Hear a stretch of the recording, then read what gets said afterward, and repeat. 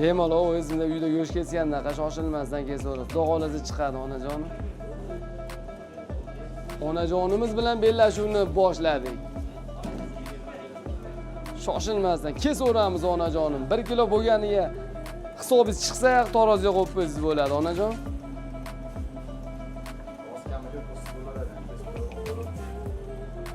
Hatta ko'p onajonim. Yurakda o'ti borlar kelaveradi.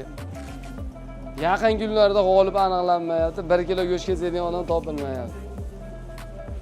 Chiqadimi onajonim? Yaxshi onajonim.